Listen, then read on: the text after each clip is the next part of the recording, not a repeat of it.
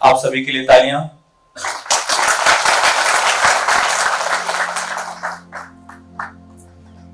यह एपिसोड जो है वह 93 एपिसोड है। इससे पहले 92 एपिसोड्स कंप्लीट हो चुके हैं। मन की बात marathon seminar not out at the rate 100 घंटे 100 वक्ता 100 संकल्प, और अनवरत ये चीज आपके सामने प्रेजेंट की जा रही है और लगातार चल रही है और अपनी संपन्नता की ओर अग्रसर है। तो सर्वजन हिताय सर्वजन सुखाय सिद्ध होता समरस सद्भाव, सबके विकास का मंत्र है मन की बात। अब मैं आदरणीय शिव नारायण सिंह चौहान जी को मंच पर आमंत्रित करूंगा। जोरदार तालियों से स्वागत किया जाए। पूर्व आईएएस ऑफिसर रहे हैं हमारे माननीय चौहान साहब।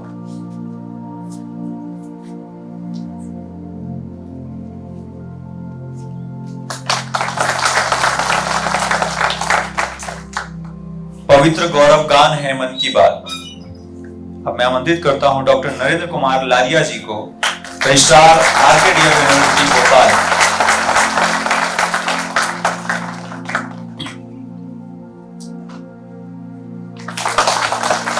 धन्यवाद।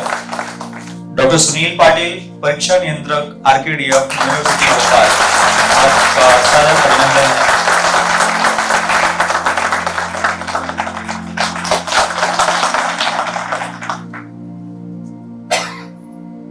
हारे हुए हताश लोगों के जीवन में विजय का संकल्प यस वी कैन।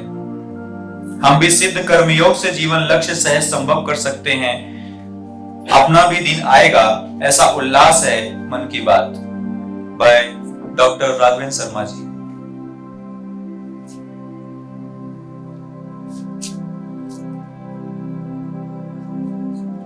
अब मैं अनुरोध करूंगा कि एक क्लिप जो मन की बात 93 के लिए चुनी गई है उसे टेलीकास्ट किया जाए। मेरे प्यारे देशवासियों, नमस्कार। पिछले दिनों जिस बात ने हम सबका ध्यान आकर्षित किया वह है चीता। चीतों पर बात करने के लिए ढेर सारे मैसेजेस आए हैं। वह चाहे उत्तर प्रदेश के अरुण कुमार गुप्ता जी हो या फिर तेलंगाना के एन रामचंद्रन रघुराम जी, गुजरात के राजन जी हो या फिर दिल्ली के सुब्रत जी। देश के कोने कोने से लोगों ने भारत में चीतों के लौटने पर खुशियां जताई है। 130 करोड़ भारतवासी खुश है, गर्व से भरे हैं। यह है भारत का प्रकृति प्रेम। इस बारे में लोगों का एक कॉमन सवाल यही है कि मोदी जी, हमें चीतों को देखने का अवसर कब मिलेगा? साथियों, एक टास्क फोर्स बनी है। यह टास्क फोर्स चीतों की मॉनिटरिंग करेगी और ये देखेगी कि यहाँ के माहौल में वो कितने घुल मिल पाए हैं। इसी आधार पर कुछ महीने बाद कोई निर्णय लिया जाएगा और तब आप चीतों को देख पाएंगे। लेकिन तब तक मैं आप सबको कुछ कुछ काम सौंप रहा हूं। इसके लिए माय गॉव के प्लेटफॉर्म पर एक कंपटीशन आयोजित किया जाएगा जिसमें लोगों से मैं कुछ चीजें शेयर करने का आग्रह करता हूं। चीतों को लेकर जो हम अभियान चला रहे हैं, आखिर उस अभियान का नाम क्या होना चाहिए? क्या हम इन सभी चीतों के नामकरण के बारे में भी सोच सकते हैं कि इनमें से हर एक को किस नाम से बुलाया जाए? वैसे ये नामकरण अगर ट्रेडिशनल हो तो काफी अच्छा रहेगा, क्योंकि अपने समाज और संस्कृति, परंपरा और विरासत से जुड़ी हुई कोई भी चीज हमें सहज ही अपनी ओर आकर्षित करती है। यही नहीं, आप ये भी बताएं आखिर इंसानों को एनिमल्स के साथ कैसे बिहेव करना चाहिए। हमारी फंडामेंटल ड्यूटीज में भी तो रिस्पेक्ट फॉर एनिमल्स पर जोर दिया गया है। मेरी आप सभी से अपील है कि आप इस कंपटीशन में जरूर भाग लीजिए। क्या पता इनाम स्वरूप चीते देखने का पहला अवसर आपको ही मिल जाए। मेरे प्यारे देशवासियों, आज 25 सितंबर को देश के प्रखर मानवतावादी चिंतक और महान सपूत दीनदयाल उपाध्याय जी का जन्मदिन मनाया जाता है। किसी भी देश के युवा जैसे जैसे अपनी पहचान और गौरव पर गर्व करते हैं, उन्हें अपने मौलिक विचार और दर्शन उतने ही आकर्षित करते हैं। दीनदयाल जी के विचारों की सबसे बड़ी खूबी यही रही है, उन्होंने अपने जीवन में विश्व की बड़ी बड़ी उथल पुथल को देखा था। वो विचारधाराओं के संघर्षों के साक्षी बने थे। इसलिए उन्होंने एकात्म मानव दर्शन और अंत्योदय का एक विचार देश के सामने रखा, जो पूरी तरह भारतीय था। दीनदयाल जी का एकात्म मानव दर्शन एक ऐसा विचार है जो विचारधारा के नाम पर द्वंद्व और दुराग्रह से मुक्ति दिलाता है। उन्होंने मानव मात्र को एक समान मानने वाले भारतीय दर्शन को फिर से दुनिया के सामने रखा। हमारे शास्त्रों में कहा गया है, आत्मवत् सर्वभूतेषु, अर्थात हम जीव मात्र को अपने समान माने, अपने जैसा व्यवहार करें। आधुनिक सामाजिक और राजनीतिक परिप्रेक्ष्य में भी भारतीय दर्शन कैसे दुनिया का मार्गदर्शन कर सकता है, ये दीनदयाल जी ने हमें सिखाया। एक तरह से आजादी के बाद देश में जो हीन भावना थी, उससे आजादी दिलाकर उन्होंने हमारी अपनी बौद्धिक चेतना को जागृत किया। वो कहते भी थे, हमारी आजादी तभी सार्थक हो सकती है जब वो हमारी संस्कृति और पहचान की अभिव्यक्ति करे। इसी विचार के आधार पर उन्होंने देश के विकास का विजन निर्मित किया था। दीनदयाल उपाध्याय जी कहते थे कि देश की प्रगति का पैमाना अंतिम पायदान पर मौजूद व्यक्ति होता है। आजादी के अमृत काल में हम दीनदयाल जी को जितना जानेंगे, उनसे जितना सीखेंगे, देश को उतना ही आगे लेकर जाने की हम सबको प्रेरणा मिलेगी। मेरे प्यारे देशवासियों, आज से 3 दिन बाद यानी 28 सितंबर को अमृत महोत्सव का एक विशेष दिन आ रहा है। इस दिन हम भारत मां के वीर सपूत भगत सिंह जी की जयंती मनाएंगे।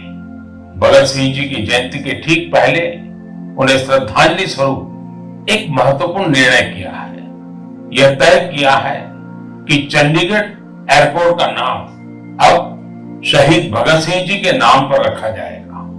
इसकी लंबे समय से प्रतीक्षा की जा रही थी।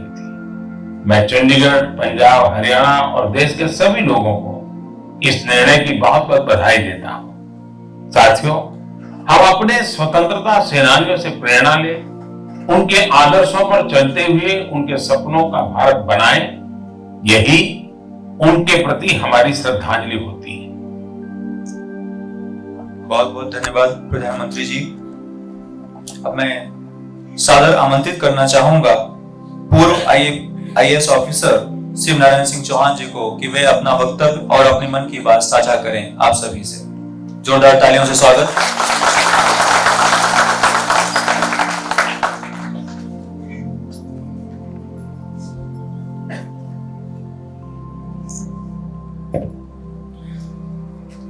साथियों, आप सबको चंद्रयान की सफलता के लिए हार्दिक शुभकामनाएं और बधाई।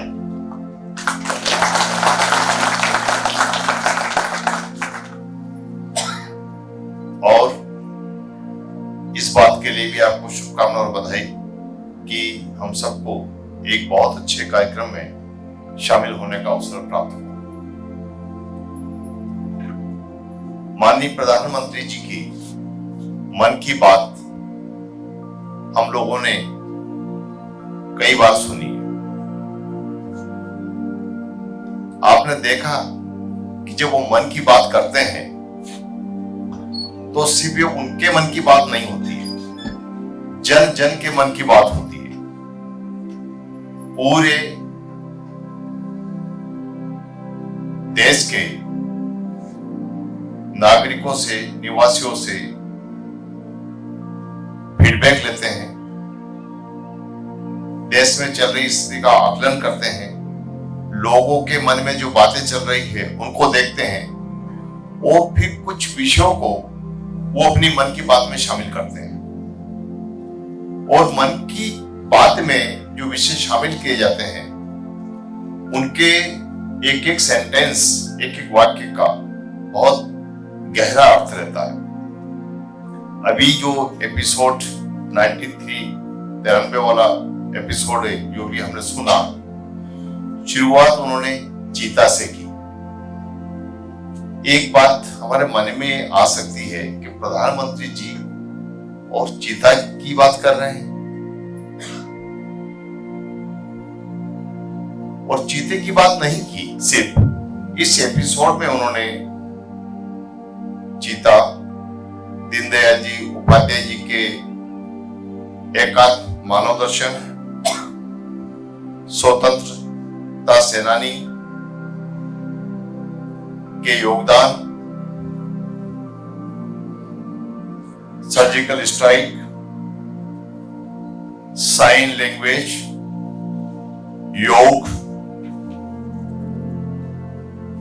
जल, पर्यावरण, स्वच्छता अभियान, कबाड़ा से जुगाड़, हमारे त्योहार, वोकल फॉर लोकल,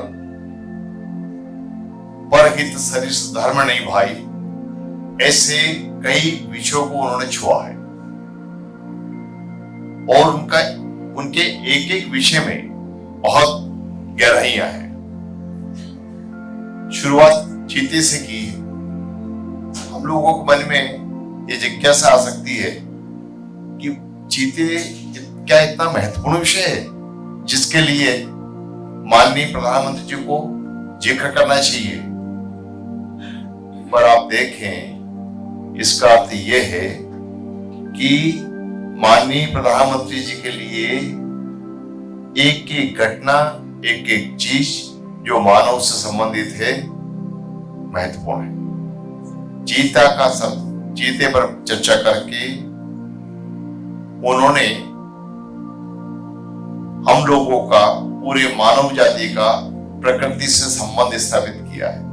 प्रकृति और मानव के जीवन में क्या संबंध हो सकता है, इस विषय को उन्होंने इंगित किया है। ये जो प्रकृति है सिर्फ मानव के लिए ही नहीं है, ये समस्त जीव जंतुओं के लिए है। प्रकृति में कुल मिलाकर 10 भागों में इसको वर्गीकृत किया गया है। थोड़ा सा टेक्निकल है। Protozoa, porifera, coelenterata, nemathelminthes, platyhelminthes, annelida, arthropoda, mollusca और इकाइनोडर्मेटा, ये जो सारी कैटेगरी है इसमें पूरी जीव को वर्गीकृत किया है। माननीय प्रधानमंत्री जी का जो ध्यान है वो समस्त जीव जंतुओं के लिए, कारण कि चाहे मानव हो या दूसरे जीव जंतु हो, सब एक दूसरे से जुड़े हुए हैं और एक के बिना दूसरे का विकास नहीं हो सकता है। एकात्म मानववाद को पंडित दीनदयाल जी उपाध्याय जी ने व्यापक रूप से स्पष्ट किया है। 22 अप्रैल से 25 अप्रैल 1965 में मुंबई में उन्होंने एकात्म मानववाद पर व्याख्यान दिए थे। ये एकात्म मानववाद, एकात्म मानव दर्शन को स्पष्ट करने के लिए माइलस्टोन है।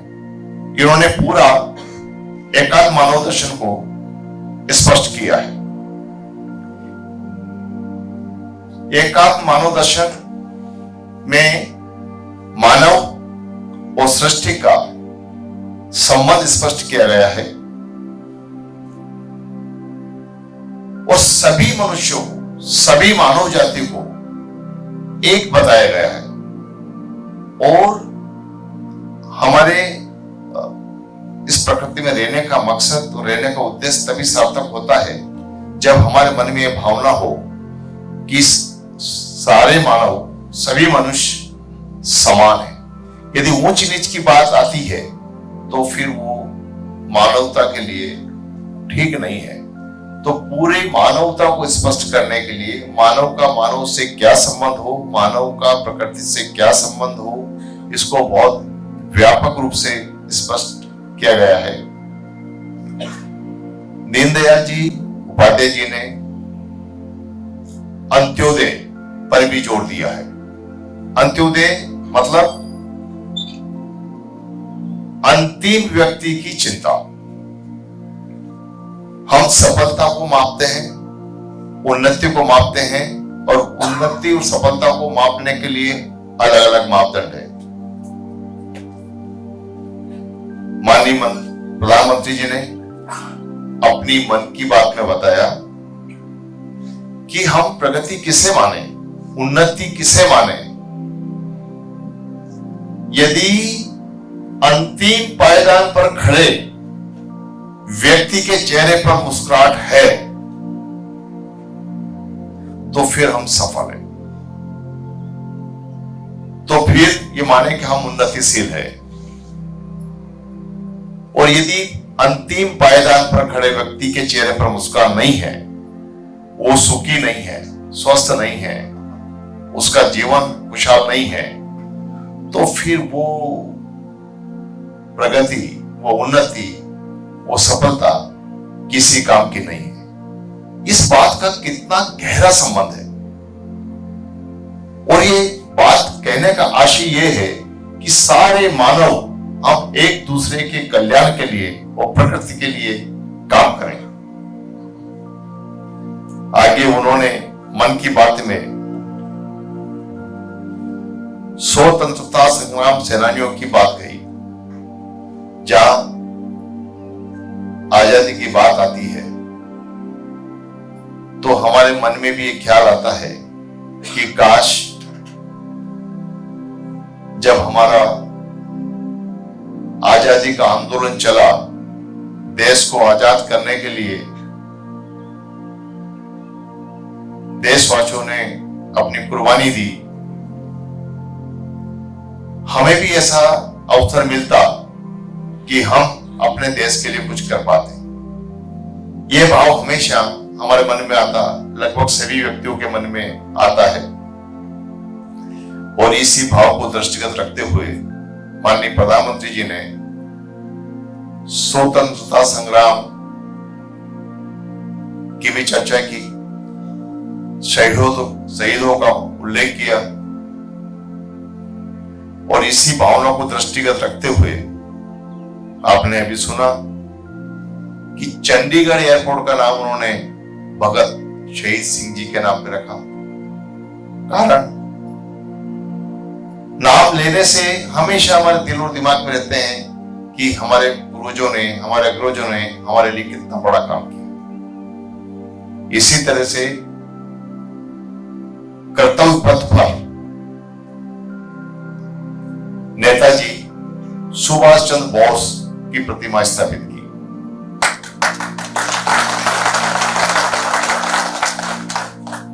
आपको याद है अंग्रेज अपना शासन सिविल सर्वेंट के माध्यम से करते आए हैं और वो जिलों में कलेक्टर स्थापित करते और कलेक्टर द्वारा ही वो पूरा अपना शासन चलाते थे। और इस सर्विस का नाम उन्होंने आईसीएस दिया था। ज्यादातर इसमें अंग्रेज होते थे, बाद में भारतीयों को भी इसने प्रवेश दिया। सुभाष चंद्र बोस ऐसे शख्स थे जिन्होंने उस जमाने में आईसीएस एग्जाम पास की थी। पूरा जीवन बहुत शांत शौकत से वो निकाल सकते थे, बहुत आराम से, पर उन्होंने कंफर्ट जोन चुनने की बजाय, शांत शौकत चुनने की बजाय देश को चुना। उन्होंने कहा हमें सुख चैन तभी मिलेगा जब मेरे देश के सभी भाई बहनों को सुख चैन मिलेगा, और इसका एकमात्र रास्ता है आजादी।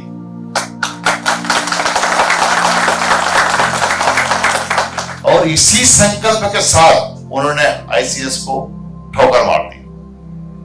कितना बड़ा त्याग, आप हम सोचें तो दिल दहल जाता। इतना बड़ा त्याग और कितनी बड़ी तकलीफ उठाई, लेकिन देश के खातिर सब कुछ किया।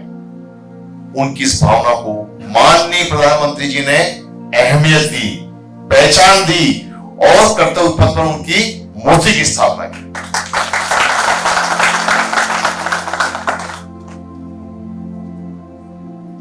इसके साथ ही यह भी उन्होंने बताया कि हमारे मन में जो जज्बात आता है कि काश यदि हम होते तो और अच्छा होता। तो उन्होंने एक बहुत अच्छी बात कही। उन्होंने कहा यह संयोग की बात है कि हम उस टाइम नहीं रहे। हम मरने के लिए, हमको मरने का अवसर नहीं मिला, लेकिन आज जीने का अवसर है और हम देश के लिए जिए। देश के लिए कैसे जी सकते हैं? बहुत सिंपल बात है कि हम जहां भी है, जिस स्थिति में भी है, हम अपने कर्तव्यों और दायित्वों का निर्वहन पूरी ताकत, निष्ठा और समर्पण से करें। यही सबसे बड़ी देश सेवा है।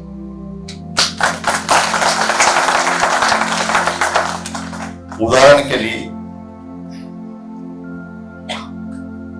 जो भी दायित्व हमको मिला, मालूम डॉक्टर हैं,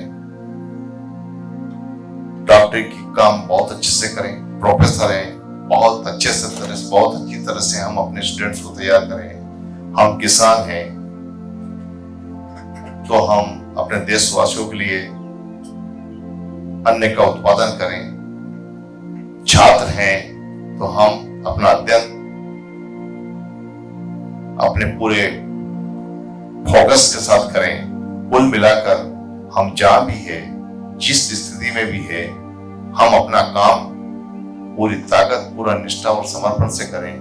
यही हमारे लिए आज हमारे देश के लिए योगदान है।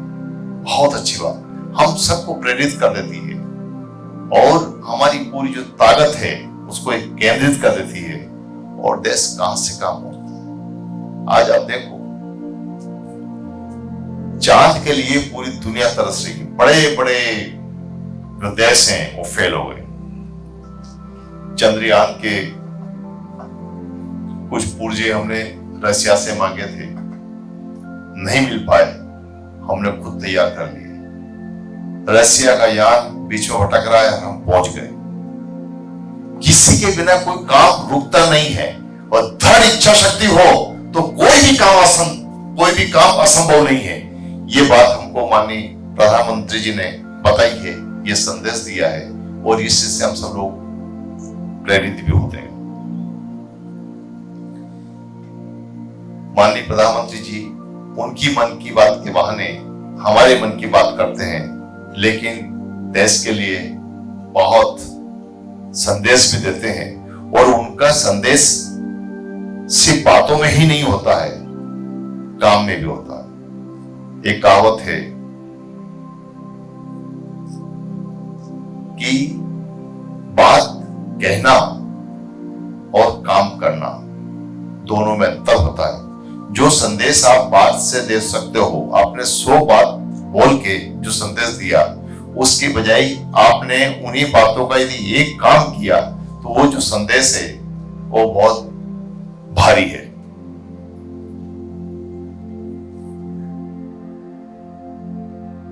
देश की अस्मिता को कोई आंच नहीं आ, हमारा देश सुरक्षित रहे, कोई हमारी तरफ सिर उठा के नहीं देख पाए, ये मैसेज भी उनका क्लियर है। कई बार बात हुई, और इसका उदाहरण है सर्जिकल स्ट्राइक। सर्जिकल स्ट्राइक की चर्चा भी उन्होंने मन की बात में की है, जिस एपिसोड को हम सुन रहे हैं उसमें बात की है। हम लोग पहले कल्पना भी नहीं कर सकते थे कि किसी देश को उसके घर में जाके घुस के उसको मारेंगे। असंभव बात लगती थी। आप देखो, बंबई में टेररिस्ट आए, हमारे यहां पूरा तहस नहस कर गए और हम कुछ नहीं कर पाए। लेकिन माननीय प्रधानमंत्री जी के कार्यकाल में पाकिस्तान ने हिम्मत की, पर उस हिम्मत को कल्पना नहीं की थी कि ये जो दुस्साहस है उसको कितना महंगा पड़ेगा। और उसके घर में घुस के सर्जिकल स्ट्राइक किया और ऐसा सबक सिखाया कि पूरी दुनिया देखती रही। और यही बातें हम सबको प्रेरित करती है। हमारा सीना गर्व से चौड़ा हो जाता है कि हमारा देश एक सशक्त देश है और हमारे देश पर कोई भी आंख उठा के नहीं देख सकता है। ये मैसेज उन्होंने दिया। और ये भी हमारे मन में बात आती है बार बार कि काश हमको भी ऐसा मौका मिले, पर हम सब लोग आर्मी में नहीं जा सकते। सबका अलग अलग काम है, सारे लोग आर्मी में नहीं जा सकते हैं। लेकिन जो युद्ध होता है उसकी धड़कनें धड़कती रहती है कि उसको भी देश सेवा का मौका मिले। तो उन्होंने एक बहुत अच्छी योजना बनाई, इसीलिए अग्निवीर, ताकि उनको देश सेवा का मौका मिले और बहुत अच्छी तरह से प्रशिक्षित हो जाए। और जब तक वो देश सेवा करते हैं, अग्निवीर के रूप में आर्मी में शामिल रहते हैं, और तब तक उनको वेतन भी मिलता है और बहुत अच्छी तरह से वो ट्रेन भी हो जाते हैं। और जीवन भर उनको इस बात की संतुष्टि रहती है कि यदि कहीं मौका मिला तो हम भी देश सेवा करें। तो मन में जो एक भाव रहता है कि काश मैं भी करता, उसकी संतुष्टि उनको हमेशा के लिए रहती है कि आपको हमेशा के लिए मौका मिलेगा। और ऐसा नहीं है कि सिर्फ अग्निवीर में काम करने के बाद आप एक तरफ हो गए, तो उसका फायदा भी हमेशा जीवन भर तमाम नौकरियों में, तमाम कामों में मिलता है। कुल मिला के बात यह है कि इन सारी चीजों में गहराइयां कितनी है और हर चीज को, हर विचार को कितनी गहराइयों से लिया गया है। जब सर्जिकल स्ट्राइक हुई, हर व्यक्ति के मन में उत्साह था और इस उत्साह को उन्होंने व्यवहार रूप में बदल दिया और अग्निवीर के रूप में हमेशा देश सेवा व्यक्ति कर सकता है। और जो एक बार हमारी आदत में आ जाता है, एक बार जो हमारे व्यवहार में आ जाता है, वो हमेशा जीवन भर काम आता है। मन की बात में उनके द्वारा कई विषयों को छुआ जाता है। जिन विषयों पर हमारा ध्यान नहीं जाता है, उन पर भी माननीय प्रधानमंत्री जी का ध्यान रहता है। और एक बात और है, जो चीज हमारे पास उपलब्ध है वो हमारे लिए उतनी वैल्यूएबल नहीं है। आज हम सब लोग यहाँ बहुत आराम से बैठे हैं, हम चल सकते हैं, बोल सकते हैं, सुन सकते हैं। तो ये चल सकते हैं, बोल सकते हैं, सुन सकते हैं, बहुत आराम से रह रहे हैं, इस बात का आपको एहसास नहीं कि कितना सुख है। लेकिन उन व्यक्तियों के बारे में सोचो जो बोल नहीं सकता, सुन नहीं सकता, चल नहीं सकता, लेकिन आपने देखा है ऐसे लोगों में भी जीने का बहुत जबरदस्त जज्बा रहता है। उस विषय को भी माननीय प्रधानमंत्री जी ने इस एपिसोड में छुआ। उन्होंने साइन लैंग्वेज की बात की और कई लोगों को उदाहरण दिए कि साइन लैंग्वेज के डेवलपमेंट से, साइन लैंग्वेज पर जोर देने से कितने लोगों को भला हुआ। साइन लैंग्वेज आप जानते हैं, जो व्यक्ति सुन नहीं सकता उनके लिए इशारों से वो बात करते हैं और उससे अपनी सारी बात समझ लेते हैं। उन्होंने इसमें इस एपिसोड में माँ बेटी का उदाहरण दिया कि वो एक दूसरे से बात नहीं कर पाते, लेकिन साइन लैंग्वेज के कारण माँ बेटी का संवाद होने लगा। कहने का आशय है कि जो ऐसे क्षेत्र जिस पे हमारा ध्यान नहीं जाता, उन पर भी माननीय प्रधानमंत्री जी हमेशा ध्यान देते हैं।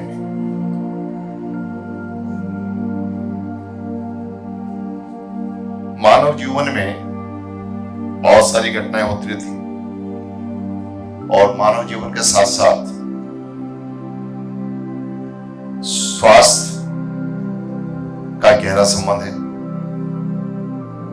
हमने देखा आज के जीवन में दौड़ भाग बहुत होती है। सुबह से शाम हम लोग काम करते रहते हैं, कई मामलों में तनाव भी रहता है और ये जीवन का अभिन्न भाग है। शायद ही ऐसा कोई व्यक्ति होगा जिसके जीवन में कभी कभी तनाव नहीं आया हो। कुछ लोग बहुत ज्यादा तनाव में रहते हैं और कुछ के बहुत अक्सर तनाव में रहते हैं, बहुत सारी बात। और इसका परिणाम ये निकलता है कि वो कुछ बीमारियों से भी ग्रस्त हो जाते हैं। इस पर भी प्रधानमंत्री जी ने बताया कि ये तनाव में रहे, बीमारी हुई, आपको शुगर, डायबिटीज या बीपी हुआ तो दवाई गोली लेने लगते हैं और ये दवाइयों का जो सिलसिला है अनवरत चलता रहता है। इस अनवरत सिलसिले को हम योग से ठीक कर सकते हैं। उन्होंने मन की बात में योग पर काफी चर्चा की और ये बहुत सारी चीजें जिन पे चर्चा की। हमारे देश में आदि अनादिकाल से हमारे ग्रंथों में सारी चीजें हैं, हमारे पूर्वज करते आ रहे हैं, लेकिन हमारा ध्यान हट गया था। योग की महत्ता को देखते हुए उन्होंने इस पे बहुत चर्चा की। ये भी बताया कि योग से हम डायबिटीज, ब्लड प्रेशर जैसी खतरनाक बीमारियों को हम ठीक कर सकते हैं। ये ऐसी बीमारियां हैं जो देखने में दिखती नहीं, कुछ असर नहीं, कहने को ठीक है, लेकिन इनका असर बहुत गहरा होता है, बहुत गहरा असर होता है और स्वस्थ रहने के लिए इनको खत्म करना आवश्यक है। और खत्म करने का सबसे सशक्त तरीका है योग। तो योग पर चर्चा की और सिर्फ चर्चा ही नहीं की, उसको करके दिखाया। कैसे? योग को पूरी दुनिया में स्थापित किया और विश्व ने माना कि हाँ, योग से बेहतर कुछ नहीं है।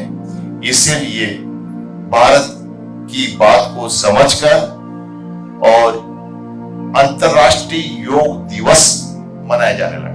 उसके पहले कभी नहीं। तो बात यह है कि सिर्फ ऐसा नहीं है कि इंफ्रास्ट्रक्चर ही सब कुछ होता है।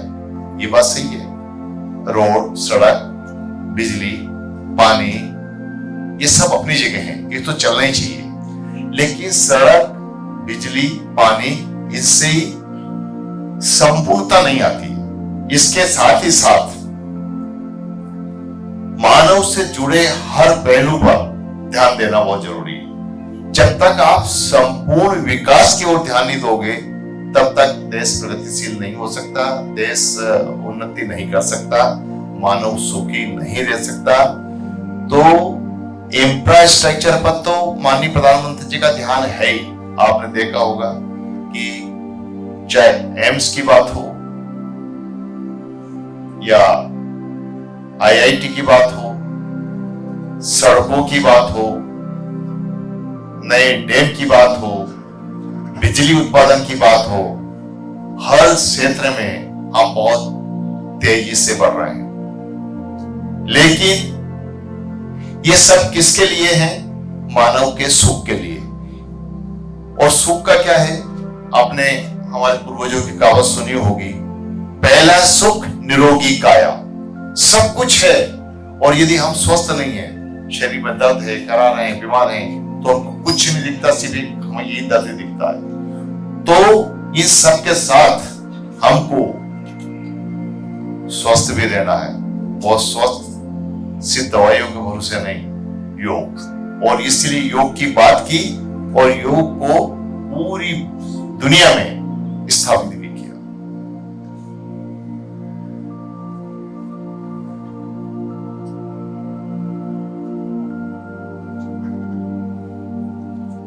जीवन के कई क्षेत्र हैं और मानव जीवन के लिए आप जानते हैं हवा, पानी और भोजन ये भी बहुत जरूरी है। हाँ, प्रारंभिक रूप से ये तीनों चीजें हमको सहज रूप से और शुद्ध रूप से उपलब्ध थी। हवा, खूब जंगल थे, एकदम से फ्रेश मिलती। भोजन सीधा पेड़ों से हम लोग लेते थे। पानी नदियों से लेते थे, ना कोई कारखाने थे ना कहीं कुछ नहीं, तो सब एकदम से साफ सुथरा था। और अभी भी आपने महसूस किया होगा यदि कहीं प्रदूषण है तो पूरा अपना दम घुटने लगता है, बड़ी अजीब बेचैनी होती है। इस पहलू को भी माननीय प्रधानमंत्री जी ने मन की बात में छुआ। उन्होंने पर्यावरण पर जोर दिया। हमारा पर्यावरण बहुत अच्छा होना चाहिए।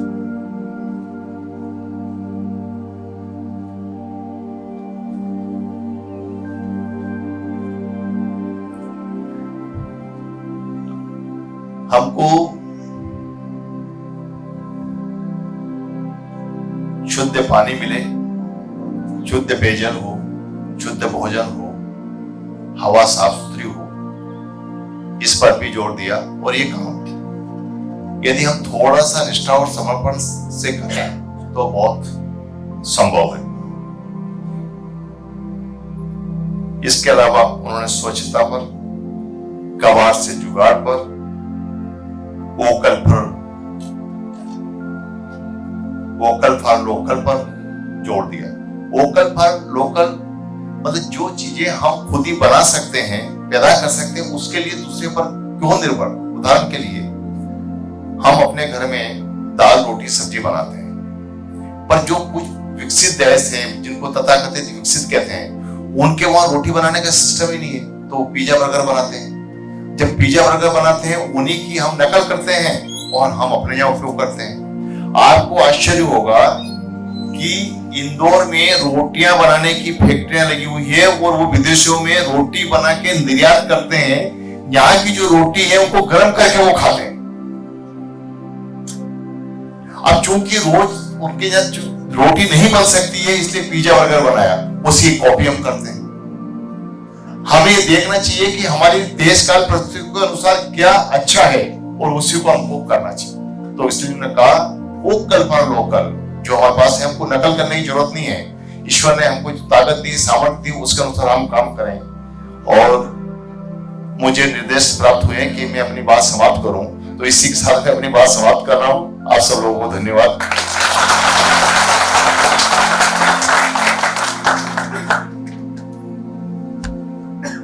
बहुत बहुत धन्यवाद। अब मैं आमंत्रित करना चाहूंगा डॉक्टर नरेंद्र कुमार लारिया जी को, जो संक्षिप्त में अपना वक्तव्य आपसे साझा करेंगे। सामान्य मंच, उपस्थित प्रबुद्धजन, सभी को मेरा नमस्कार। चूंकि समय कम है तो सबसे पहले मैं चंद्रयान की बात ही करूंगा।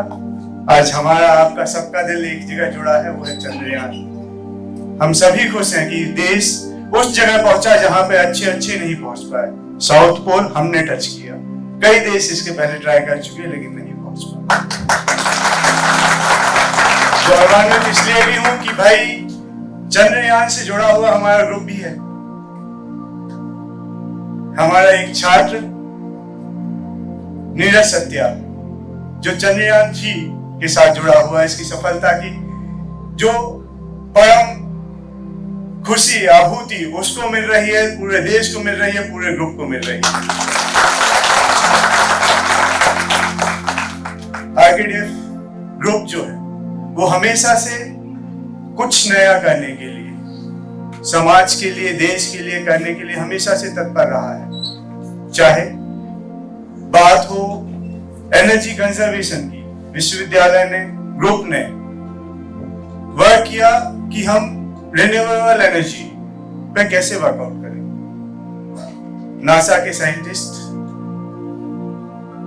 डॉक्टर पार्था सारथी दत्ता, जो कि हमारे यहाँ ऑनरिस कॉसा पीएचडी डिग्री भी प्राप्त है, उनके साथ हमने 2014 में प्रोजेक्ट स्टार्ट किया। क्या हम सोच सकते हैं कि हम पृथ्वी पर सूर्य की किरणों से 1400 डिग्री टेम्परेचर प्राप्त कर सकते हैं? क्या इतना आसान? हमने 1400 डिग्री टेम्परेचर विश्वविद्यालय के प्रांगण में 11 बजे दोपहर में प्राप्त किया, जिसका कि रिकॉर्ड अभी तक है। ना सिर्फ 1400 डिग्री टेम्परेचर, एनर्जी तो हमने कंजर्व कर ली, अब उसको हम यूटिलाइज कहाँ करें, कैसे हम उसको और अधिक देर तक रख पाए? क्योंकि 1400 डिग्री जैसे ही आप ओपन में छोड़ेंगे भाई, उसको कितना टाइम लगेगा? 30, 35 डिग्री, 36 डिग्री, चलो 40 डिग्री टेम्परेचर मान लिया एनवायरमेंट में, कितना टाइम लगेगा उसको एनर्जी पूरी टेम्परेचर में देने को? सॉल्ट हमने वो यूज किया, हैलाइट सॉल्ट, जो घंटों घंटों उसका टेम्परेचर जो है मेंटेन कर पाए। एनर्जी हमने कंजर्व की, वो एनर्जी आज हम उपयोग कर पा रहे हैं अपने नॉर्मल एनर्जी की जगह, वो उपयोग कर पा रहे हैं अपने दैनिक कार्यों के लिए। तो एनर्जी कंजर्वेशन या फिर एनवायरमेंट कंजर्वेशन के लिए विश्वविद्यालय ग्रुप हमेशा से लगा हुआ है। जब हम बात करते हैं वाटर कंजर्वेशन की, तो वाटर हार्वेस्टिंग हर बिल्डिंग से कनेक्टेड है। हर एक बिल्डिंग, कभी भी हम रेन वाटर जो है वो वेस्ट नहीं होने दे रहे। जहां भी पॉसिबल है हमने वो रेन वाटर हार्वेस्टिंग की हुई है। वाटर टेबल जो है आज प्राइम चीज है, जिसके लिए देश जो है वो चिंतित है। कारण कि हम भाई अपने आगे वाली पीढ़ी को देंगे क्या जाने वाले? सारी जो पर्यावरण में जो चीजें हैं वो हम ऐसे उपयोग कर रहे हैं कि पूछिए नहीं। हमें जरूरत एक की, हम ले 10 रहे हैं। कभी हम जंगलों में जाएं, हम देखें कि क्या जो जानवर हैं वो ऐसे ही जंगल उजाड़ रहे हैं? क्या वो उनको एक खाना होता है वो 10 तोड़ते हैं क्या? नहीं। तो ये जो कंजर्वेशन है वाटर टेबल का, हमने ना सिर्फ वाटर हार्वेस्टिंग की थ्रू बिल्डिंग्स, इसके अलावा हमने बड़ा सा पॉन्ड बनाया ताकि नियर बाय एरियाज का वाटर टेबल लेवल जो है वो बढ़ पाए। तो विश्वविद्यालय या ग्रुप हम ये कहें कि भाई हमेशा से लगा हुआ है। वोकल फॉर लोकल की बात करें, चूंकि मेरे को समय कम है तो वो पहले बात करता कि भाई मन की बात, ये किसकी मन की बात? जब शुरू से चालू हुआ तो लगा किसके मन की बात है? प्रधानमंत्री महोदय जी अपनी बात करने वाले हैं। फिर जब सुना तो पता लगा कि नहीं भाई, ये तो हमारी बात है, ये तो देश की बात है, ये तो भारत की बात है। तो भाई आज फिर एक मन में आया कि मन की बात इतने बड़े प्रोग्राम में, जिसको प्रधानमंत्री जी लीड करते हैं, देश की बात करते हैं, देश को प्रेरित करते हैं नई नई चीजों के लिए। वो जानते हैं कि भाई अवनी कौन है, वो जानते हैं अरुण कुमार कौन है। 18 घंटे की वर्किंग में जो अपने देश के लिए दे रहे हैं, उसके अलावा वो समय निकाल रहे हैं किसके लिए? देश को एक डायरेक्शन देने के लिए। 10 to 5 तो हम भी वर्क करते हैं, वो भी वर्क करते हैं, वो तो ज्यादा करते हैं, 18 आवर्स करते हैं, हम सब वर्क करते हैं। लेकिन हम आप सबके पास ऑर्गेनाइजेशन गोल्स हैं कि भाई मेरा आज का टास्क ये है कि मुझे ये करना है, मेरा टास्क ये है। लेकिन एक उस टास्क को देश हित में हम कैसे ले जा सकते हैं, इसको किसने मोड़ा उसको? तो वाकई साधुवाद है। विश्व को, देश को ऐसे नेतृत्व की आवश्यकता थी। आज जब देश नागरिक जो भारतीय है बाहर जाता है तो सत्यता है कि उसको हीनता की दृष्टि से नहीं देखा जाता। आज जब वो बोलता है कि he is an Indian, he is looked after with honour, कि हाँ भाई ये इंडियन है। जब मैं अपनी रिसर्च कर रहा था तब सुनता था, मेरे फ्रेंड्स जो है वो वियना, ऑस्ट्रिया वगैरह में थे, तो वो बोलते थे कि यार यहाँ पे प्रोफेसर जो है वो एक इंडियन लेते हैं, 8 चाइनीज लेते हैं। रीजन क्या है? बोले इंडियन का दिमाग बहुत तेज है और चाइनीज जो है वो बाकी तेज है। आज ये है कि भाई हर कोई चाहता है इंडियन। जब चंद्रयान की बात हुई, चंद्रयान 2 फेल हुआ, तो बीबीसी ने बड़ा अच्छा एक पोस्टर दिया, एक कार्टून दिया कि जो स्पेस का एलाइट पैनल है उसमें नॉक कर रहा है इंडियन। कैसे? अपने कुर्ता और धोती में और साथ में अपनी गाय को लिए हुए। और वो डोर क्लोज थे, उसने दिखाना चाहा कि भाई अभी भारत की जगह कहाँ है। एक व्यंग किया उसने। क्यों? क्योंकि हमने जो अपने चांद रॉकेट बनाने चालू किए थे तो हमने बैलगाड़ी पे चलाए थे, साइकिल पे चलाए थे, लेकिन जब हमने चंद्रयान 3 सफलतापूर्वक प्रूव कर दिया तो हमारे ही एक देश वाले ने एक और कार्टून बनाया। उसने उसी कैबिन में एक भारतीय को दिखाया, साथ में गाय को दिखाया, और बाहर वो साइंटिस्ट दिखाया कि भाई, वो पूछ रहे कि भाई टेक्नोलॉजी हमें दे दो साहब, ये टेक्नोलॉजी हमें दे दो। तो ये ब्रेन है भाई, ये ब्रेन है, ये भारतीय ब्रेन है जो चमकेगा भी, बस उसको थोड़ा सा समय दे दो, थोड़ी सी एनर्जी अंदर से दे दो, वो सब की सब शक्तियां, वो सब की सब दिमाग हम सब में है। और वही कर रहे हैं प्रधानमंत्री महोदय जी, वही शक्ति जागृत कर रहे हैं, वही मार्गदर्शन दे रहे हैं कि भाई हमें करना क्या है। वोकल फॉर लोकल की बात होती है, तो आज मैं गर्व से कह सकता हूं कि विश्वविद्यालय अपना फर्नीचर, अपने कोई भी चीज बाहर से नहीं मंगाता साहब, कोई भी चीज बाहर से नहीं मंगाता। आज विश्वविद्यालय सक्षम है, अपना सारा की सारी एसेसरीज, जो भी फर्नीचर्स वगैरह है, विश्वविद्यालय अपना स्वयं प्रोड्यूस करता है। इतना ही नहीं, खुशी तो इतने में ज्यादा नहीं होगी। खुशी कहाँ ज्यादा होगी कि भाई जो हमारे डिप्लोमा के छात्र हैं, यदि वो चाहे ट्रेन होना चाहे तो भाई उनको विधा में ट्रेन भी किया जाएगा। तो हम स्किल डेवलपमेंट के लिए अलग से वर्क कर रहे हैं। विश्वविद्यालय में पिछले सत्र तक 36 वैल्यू एडिशन कोर्स थे, जो इस साल बढ़कर 72 नए इस सत्र से स्टार्ट किए वैल्यू एडिशन, जो कि नॉर्मल पाठ्यक्रम से अलग है, सिर्फ बच्चों में और अधिक स्किलफुल बनाने के लिए है कि बच्चे कल को बाहर जाएं तो वो कहीं भी ये ना सोचे कि भाई मेरे पास ये विधा और होती तो शायद मैं कुछ और कर लेता। आज अपॉर्चुनिटीज दे रहे हैं हम। जब बात आती है कि भाई स्वच्छता की, तो मैं आप सबको इनवाइट करता हूं, एक बार आरकेडीएफ विश्वविद्यालय आइए, एक बार लैंडस्केपिंग देखिए, एक बार देखिए साहब, आज विश्वविद्यालय जो है पॉलिथीन फ्री है, कोई पॉलिथीन यूज नहीं होती, कोई भी आपको कैंपस में नहीं दिखेगी, आपको कहीं भी कचरा नहीं दिखेगा। ये सब का सब एक व्यक्ति का काम नहीं है, ये सबकी मेहनत है। हर व्यक्ति उससे जुड़ा हुआ है, दिल से जुड़ा हुआ है कि ये मेरा अपना घर है। और वहां नहीं, कुछ इतने प्रेरित है कि वो बाहर भी करते हैं। बाहर दिख जाएगा, आज मेरे को दिखता है कि भाई एक रैपर बचा है तो मैं अपनी गाड़ी में रख लेता हूँ, अपने पॉकेट में रख लेता हूँ कि भाई डस्टबिन में डाल दूंगा, ऐसे रोड पे तो नहीं फेंकूंगा। हम गौरवान्वित हैं कि जो हमारा कार्बन सिक्वेस्ट्रेशन प्लांट है, आज टेम्परेचर इंक्रीज बहुत बड़ी चिंता है। 1.5 डिग्री बढ़ने में ज्यादा समय नहीं है, और समय जैसा वैज्ञानिक कहते हैं कि भाई इसके बाद जो है डूब जाएगी पृथ्वी। रीजन कार्बन बढ़ रहा है, कार्बन सिक्वेस्ट्रेशन प्लांट विश्वविद्यालय में एशिया का पहला, विश्व का तीसरा स्थापित किया गया, और जो स्थापित हुआ उसके रिजल्ट्स ऐसे आए कि भाई जो इंडिया की प्राइम एजेंसी है CSIR, उसके 45 साइंटिस्ट आए। बोले साहब आप लोग बातें करते हो, दिखा दो। भाई साहब सांच को क्या आज आके चेक किया, 1 महीने बाद उन्होंने ऑफर किया कि साहब हम आपके साथ MOU करना चाहते हैं, देश का जो कार्बन कैप्चर का कार्य है वो आपके प्लेस पे होगा, आप बताइए क्या आप उसके लिए चार्ज करेंगे। तो भाई ये एक दिन का काम नहीं था, ये एक विजन था कि हमें देश के लिए कुछ करना है, हमें भारत के लिए कुछ करना है। और इसके साथ ही ये बताऊंगा कि भाई जो कार्बन सिक्वेस्ट्रेशन के लिए हम वर्क कर रहे हैं, उसके पीछे आज बहुत लोग पीछे लगे हुए कि भाई ये चीजें जो है आप हमारे यहाँ डेवलप करा दो, आप हमारे यहाँ डेवलप करा दो। आज भारत देश ने एक मॉनिटरिंग कमेटी बनाई, और विश्वविद्यालय का एक जो मुख्य वैज्ञानिक हैं उनको उस मॉनिटरिंग कमेटी में, जो देश भर मॉनिटरिंग करने वाले हैं, उसमें उनका सदस्य बनाया।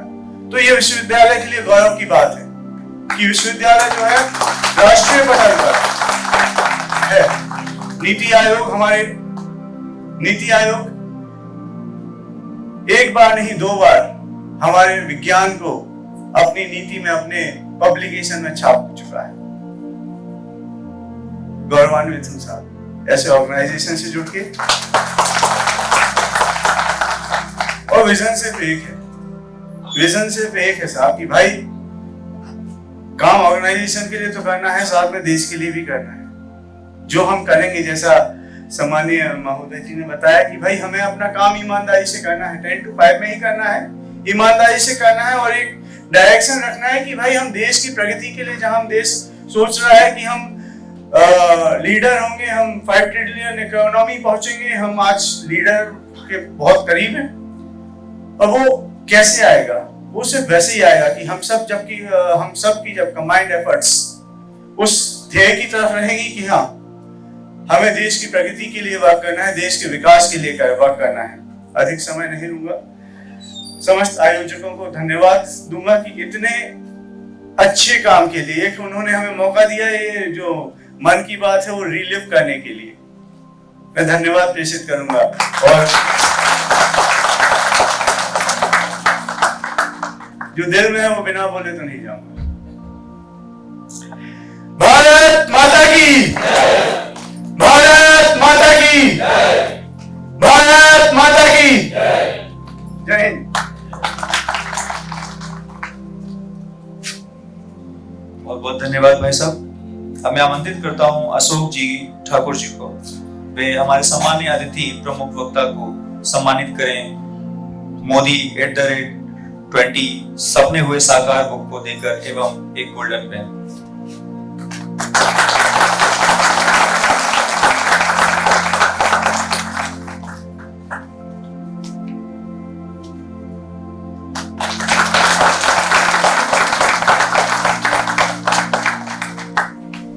अध्यक्ष महोदय एवं साथ में पधारे विशिष्ट अतिथि उनको पुस्तक से सम्मानित किया जाए।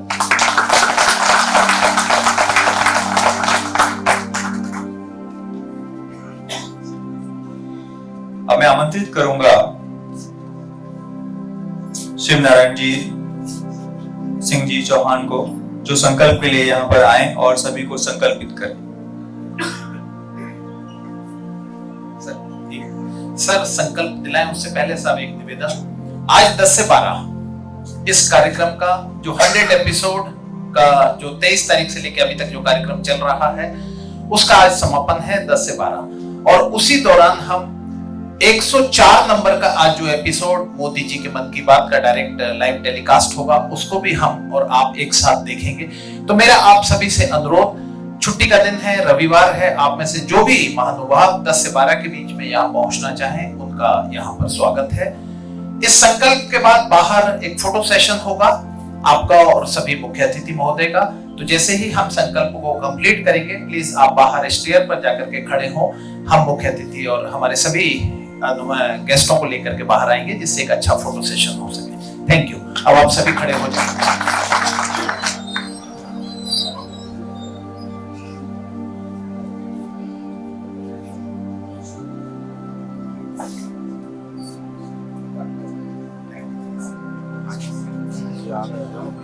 फोटोग्राफी वाला भी दे दो, वो रिटायर कर देते हैं अपन को, सुबह सुबह क्या है ना वो लगेगा उधर में ना। जीवन में जब हम दृढ़ निश्चय कर लेते हैं और कुछ संकल्प करते हैं तो वो हमारे जीवन को भी बदलते हैं और देश की दशा और दिशा को बदलते हैं। तो आज हम सब लोग संकल्प लेंगे भी, मैं बोलूंगा आप दोहराएंगे। मैं संकल्प लेता हूं कि देश में पर्यटन स्थलों की यात्राओं के समय स्वच्छता का पूरा ध्यान रखूंगा एवं आजीवन ये निश्चित करूंगा कि बस, रेलगाड़ी या हवाई जहाज में मेरे या मेरे परिवार के द्वारा किसी भी अन्य यात्री के लिए कोई अप्रिय स्थिति ना बने। धन्यवाद।